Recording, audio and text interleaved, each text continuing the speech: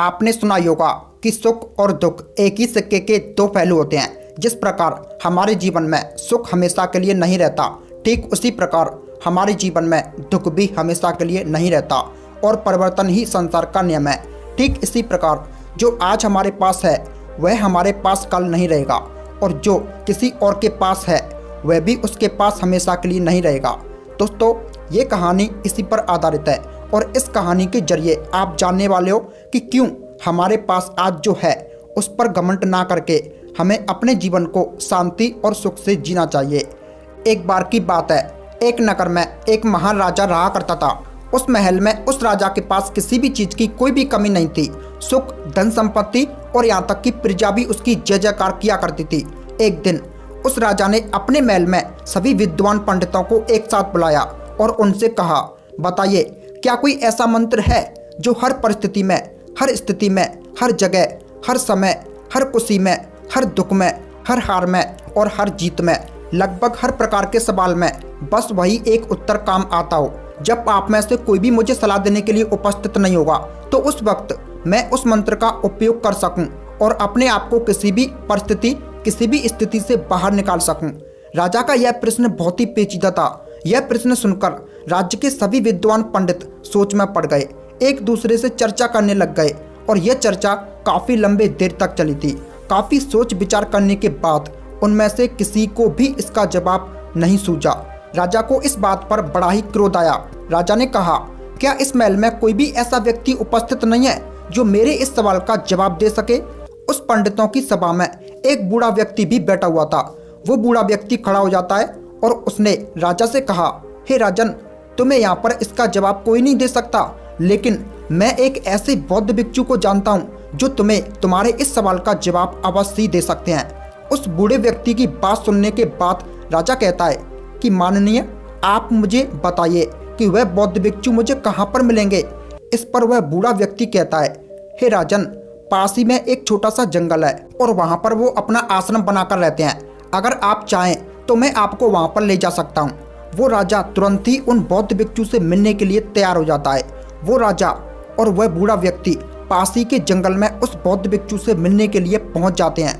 वहाँ पर पहुँचने के बाद वह राजा उन बौद्ध भिक्षु को प्रणाम करता है और उनसे कहता है कि क्या आप मेरे इस प्रश्न का जवाब दे सकते हैं? वह बौद्ध भिक्षु बड़े ही ज्ञानी थे। उनके पास जो भी अपनी समस्या लेकर आता वो वहाँ से कभी भी खाली हाथ नहीं जाता था। उन बौद्ध भिक्षु ने राजा के सभी प्रश्नों को बड़े ही ध्यान से सुना और उसके बाद उन्होंने राजा को एक छोटा सा कागज का टुकड़ा दिया जिस पर उसका जवाब लिखा हुआ था और साथ ही में एक शर्त भी लिखी हुई थी और उस शर्त में यह लिखा गया था कि हे राजन, इसे आप अभी नहीं देख सकते जब तक आपके ऊपर कोई अत्यधिक खतरा ना मंडरा रहा हो, जब आप खुद को अकेला पाएं, जब आपको कोई रास्ता नजर ना आए, जब आप दुविधा में पड़ जाएं और जब आपको यह लगने लगे कि अब मेरे पास और कोई भी उपाय नहीं बचा, तभी आप इस कागज को खोलकर पढ़ सकते हैं। राजा ने उन बौद्ध भिक्षु को प्रणाम किया और उस कागज को मोड़कर अपने हीरे की अंगूठी के नीचे रख दिया। यह सब बौद्ध भिक्षु बड़े ही ध्यान से देख रहे थे और यह देखकर मुस्कुराने लगे। तभी राजा ने उनसे पूछा कि हे गुरुदेव, आप मुस्कुरा क्यों रहे हैं? उन बौद्ध भिक्षु ने राजा को जवाब देते हुए कहा, हे राजन, बहुत ही जल्द तुम्हें अपने सवालों का जवाब मिल जाएगा। बहुत ही जल्द ऐसी परिस्थिति आने वाली है जब तुम्हें इस कागज की जरूरत पड़ेगी, तो इस कागज को बड़े ही संभाल कर रखना। फिर राजा ने उन्हें प्रणाम किया और फिर वहाँ से अपने महल की ओर लौट आए। राजा के महल में कुछ दिनों तक सब कुछ अच्छा चल रहा था। राजा के जीवन में और उनके साम्राज्य में किसी भी चीज की कोई भी कमी नहीं थी। लेकिन एक दिन अचानक पड़ोसी राज्य ने राजा के राज्य पर हमला कर दिया। राजा और उनकी सेना ने बहुत ही बहादुरी से लड़ाई की, लेकिन राजा इस लड़ाई को हार गए। राजा को अपने घोड़े पर सवार होकर वहां से भागना पड़ा, लेकिन दुश्मन राजा ने उनका पीछा नहीं छोड़ा। दुश्मन राजा उनका पीछा लगातार कर रहे थे और लगातार उनके करीब आते जा रहे थे।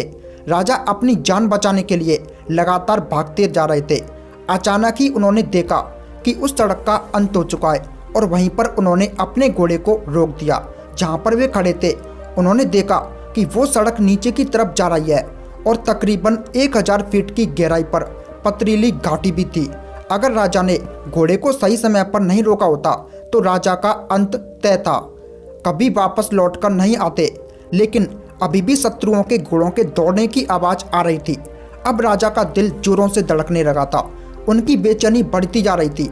राजा को कुछ भी समझ नहीं आ रहा था कि वो करे तो क्या करे, कहाँ पर जाए। कोई भी रास्ता उन्हें नजर नहीं आ रहा था। तभी अचानक राजा ने देखा कि उसकी अंगूठी में लगा हुआ हीरा धूप से चमक रहा है और उसी अंगूठी के नीचे राजा ने वह संदेश भी छुपा रखा था जो राजा को हीरे की चमक से याद आ गया। राजा ने अपनी हीरे की अंगूठी को निकाला और उस संदेश को पढ़ना शुरू किया।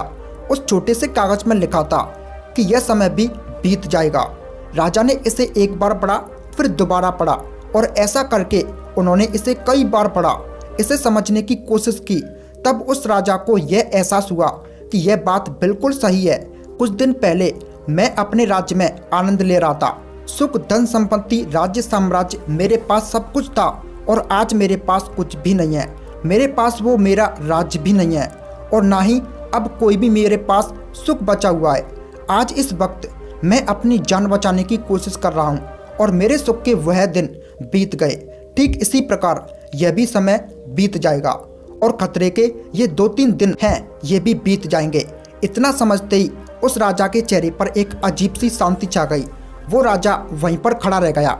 उसने इससे सुंदर जगह आज तक नहीं देखी थी। वह जगह प्राकृतिक सुंदरता से भरपूर थी। उसे कभी नहीं पता था कि इतनी सुंदर खूबसूरत जगह भी उसके राज्य का एक हिस्सा थी। राजा को वह संदेश समझ में आ चुका था जिससे राजा के मन को बड़ी ही शांति मिली। अब राजा यह भी भूल चुके थे कि उनके शत्रु पीछा कर रहे हैं। राजा वहीं पर बैठकर कुछ देर आराम करते हैं। कुछ देर बाद उन्हें यह एहसास हुआ कि उनके पीछे उनके शत्रु लगे हुए थे, जिनके घोड़ों की आवाज़ तेजी से बढ़ती जा रही थी, लेकिन अब वह धीरे धीरे कम हो रही है। ऐसा प्रतीत हो रहा था कि मानो वे लोग उस जगह के किसी और हिस्से में चले गए हैं और जहाँ पर वे राजा खड़े हुए थे वहाँ पर उनका कोई भी शत्रु नहीं पहुँच पाया। वो राजा बड़ा ही बलवान था। उसने कुछ दिनों तक अपने जीवन को छोटा मोटा काम करके चलाया, लेकिन राजा ने अभी हार नहीं मानी थी।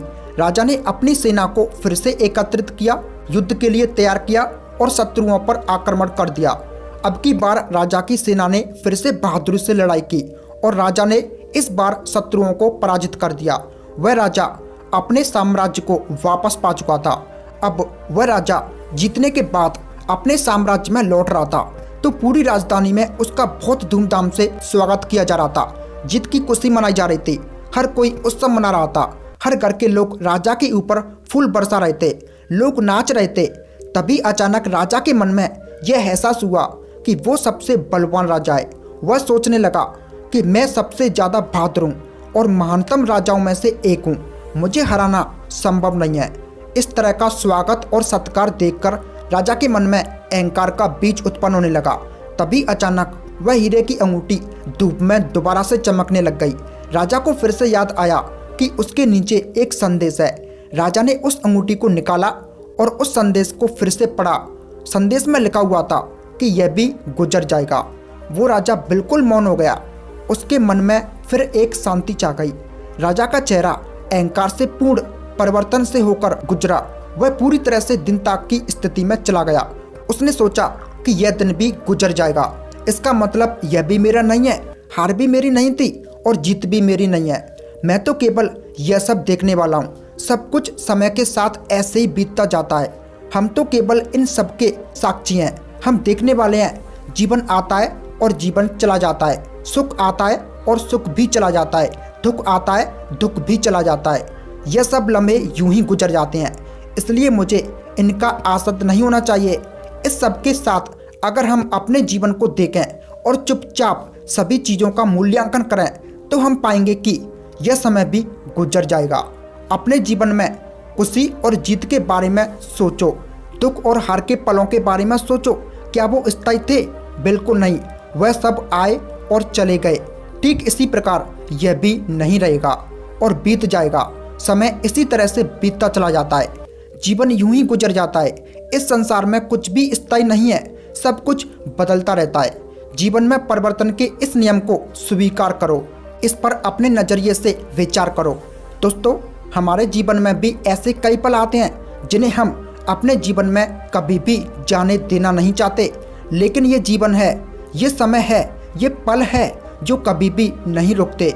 जिस प्रकार हमारे जीवन में सुख आता है और चला जाता है, ठीक उसी प्रकार हमारे जीवन में दुख भी आते हैं और चले जाते हैं।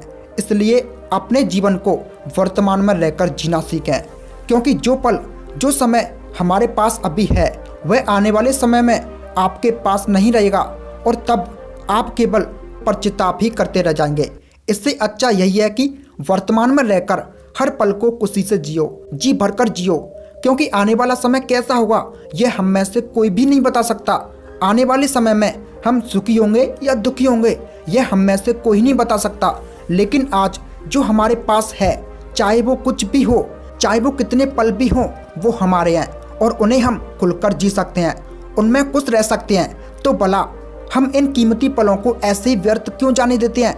क्या आपने इस बारे में कभी विचार किया है कि सुख और दुख एक ही सिक्के के दो पहलू होते हैं? यह कभी भी स्थायी तौर पर नहीं रहेंगे, यह भी बीत जाएंगे। आप इस बदलाव के सिर्फ और सिर्फ एक साक्षी हैं। इसका अनुभव करो, समझो और अपने जीवन को हर पल खुशी से जियो और जी भरकर जियो। आपका कोई भी कठिन समय आपको परेशान कर रहा है तो बस एक बात याद रखना कि यह परिस्थिति भी ज़्यादा देर नहीं रहेगी।